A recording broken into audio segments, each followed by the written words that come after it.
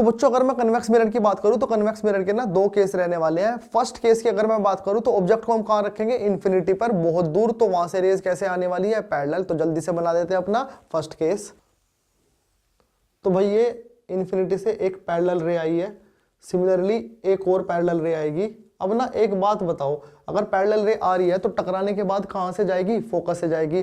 तो पर बच्चों अगर मैं इस मिरर की बात करूं ना तो ये हमारे पास ना डाइवर्जिंग मिरर होता है। डाइवर्जिंग मिरर का मतलब ये सारी रेस को ना फैला देगा। तो यहां से जो भी ये वाली जो रे आई है ना, तो ये टकराने के बाद कैसे जाएगी, ये ना बेटा कुछ इस प्रकार से निकल जाएगी।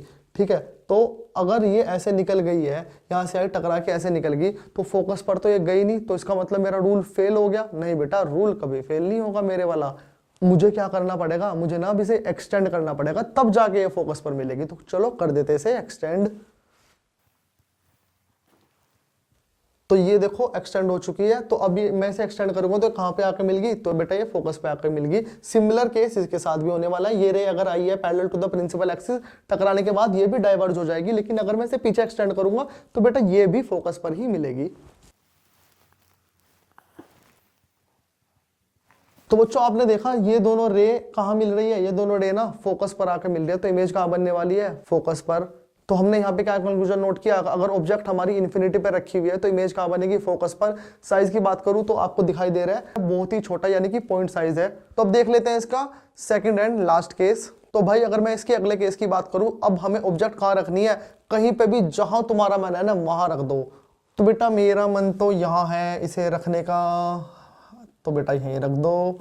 तो अब क्या करना है, अब इससे दो रे निकालनी है इसके सर पे से, और कहाँ मारनी है देके, इस मिरर के ऊपर देके मारनी है। तो जल्दी से कर दो। पहली रे कैसे आएगी बेटा, पैरेलल किसके, प्रिंसिपल एक्सिस के। ये लो आ गई। अब ये कैसे निकल जाएगी बेटा, ये तो डाइवर्ट हो जाएगी, ये निकल चुकी है रे बिना फोकस से मिले। लेकिन हमें तो फोकस पर मिलानी है, तो हमें क्या करना पड़ेगा, इसे एक्सटेंड करना पड़ेगा पीछे की तरफ। तो बच्चों मैं इसे एक्सटेंड कर देता हूँ पीछे की तरफ। तो ये देखो ये मैंने इसे एक्सटेंड कर दिया, और ये कहाँ मिल गई, ये फोकस पर आके मिल गई। और एरो भी बना लो भाई इसके, श्यों श्यों श्यों श्यों। अब समय आ चुका है दूसरी रे बनाने का। अब दूसरी रे कैसे बनाएंगे, तो बेटा देखो दूसरी रे ना हम क्या काम करेंगे, पोल पर देके मारेंगे। अब पोल पर जैसे आएगी, जितने डिग्री से आएगी उतने डिग्री से वापस जाएगी। तो बेटा ये आई मेरी अगली रे कहाँ पर, पोल पर। अब पोल पर ये आ चुकी है, कितने डिग्री से मुझे नहीं पता, पर जितने डिग्री से आई है उतने डिग्री से वापस जाएगी। तो बेटा ये देखो ये चली गई। तो बेटा ये तो फिर से बिना मिले चली गई, एक रे उधर निकल गई, एक रे इधर निकल गई। अरे बेटा अगर मैं इसे पीछे एक्सटेंड करूंगा तो ये कहाँ मिलेगी, ये यहाँ मिल नहीं जाएगी क्या।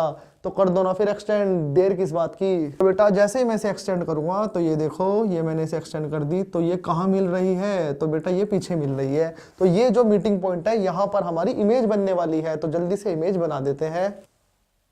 तो बच्चों ये बन चुकी है हमारी इमेज। तो भाई यहां से हमने क्या कंक्लूजन नोट किया, हमने ये कंक्लूजन नोट किया कि अगर हमारी ऑब्जेक्ट कन्वेक्स मिरर के केस में कहीं पर भी रख दी पोल और इन्फिनिटी के बीच में, तो इमेज कहां बनने वाली है, इमेज बिहाइंड द मिरर बनने वाली है। और साइज क्या रहेगा, साइज ना हमेशा ये जो ऑब्जेक्ट है इससे छोटा ही रहने वाला है, चाहे कितनी भी कोशिश करके देख लेना। अगर मैं इसके नेचर की बात करूं तो नेचर कैसा होगा, नेचर होगा बच्चों वर्चुअल एंड इरेक्ट।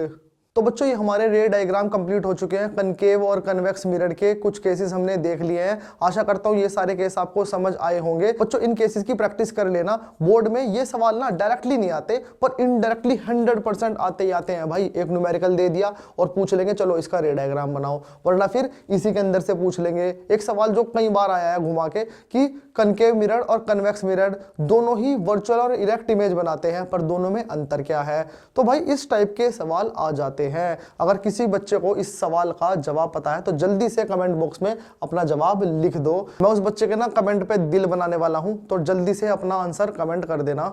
और भाई रिफ्रैक्शन वाला पार्ट अब नेक्स्ट वीडियो के अंदर आने वाला है। अगर वीडियो अच्छी लगे बच्चों तो प्लीज चैनल को सब्सक्राइब कर देना और अपने दोस्तों को भेज दो यार, कर दो उनका भी भला।